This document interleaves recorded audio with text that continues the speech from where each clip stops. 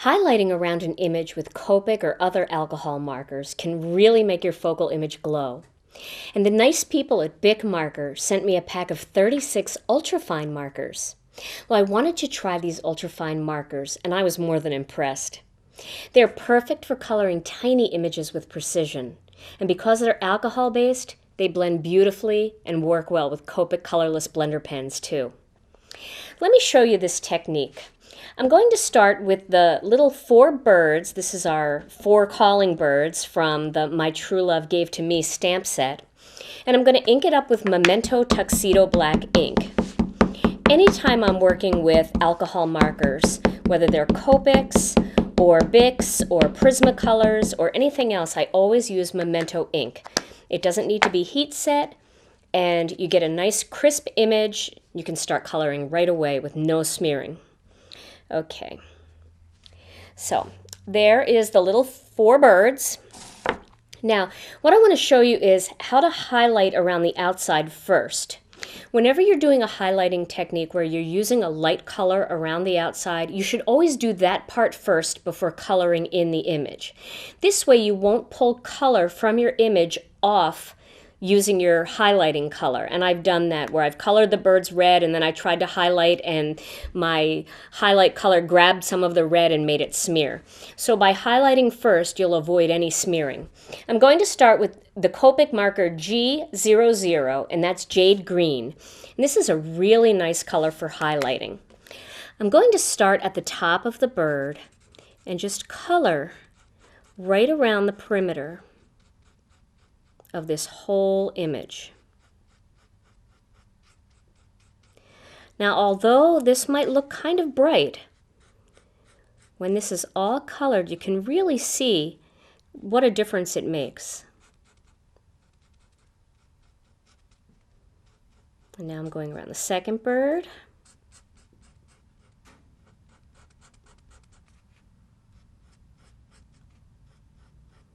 And the other nice thing about it is if you do get a little bit of this color onto part of the bird, because the birds are going to be colored with a more vibrant color, you'll be able to color right over that and you won't see that.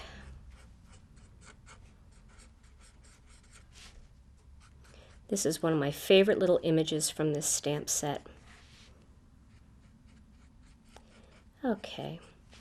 So now, what's nice about this is if you wanted to just stop right there and have these 4 calling birds have no color at all, maybe just a little sparkle with a Sakura Stardust pen or a little bit of glaze, it separates the birds from the background because you've highlighted them and you've brought attention to them and now they kind of pop up off of the card. But you can also color, and I'm going to use this Rambunctious Red Bic Market Ultrafine pen. Look how tiny that little point is. Isn't that awesome? And that's going to allow me to color this bird and get into the smallest areas. And you can see, just like their wider tip pens or a Copic marker, it blends with no streaking. I love that. I'm just going to color the bodies of the birds with red.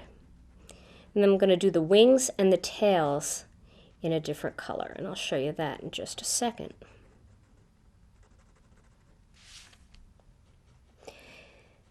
And now I've finished all of the red parts of the birds. And you can see you could leave them just like that and let that nice ivory show through for the wings and the tail. But I'm going to use another one of these Bic permanent markers. This one is called Tiki Hut Tan. And I'm going to color the wings. This is a really nice tan brown, like this color. I'm going to color the wings of these little guys. And I'm going to color their tails.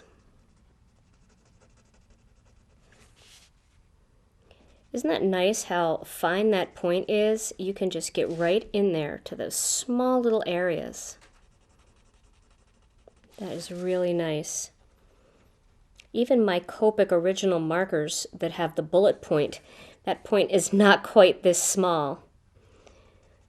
So it's kind of nice because there's a place in every stamp room for all these different types of markers. And I like having the versatility of that wider tip for bigger areas, and then this real fine little one for these small areas. Okay, so now that I've finished the tail here and the wings, I'm going to grab my Copic colorless blender pen, and this is the original one, and it has the bullet point, and I'm going to pull a little bit of color off the center of the wings here, just to add some depth.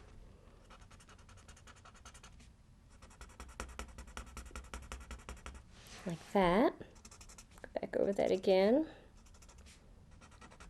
And then I'm going to go back over it again with a little bit more of that Tiki Hut tan.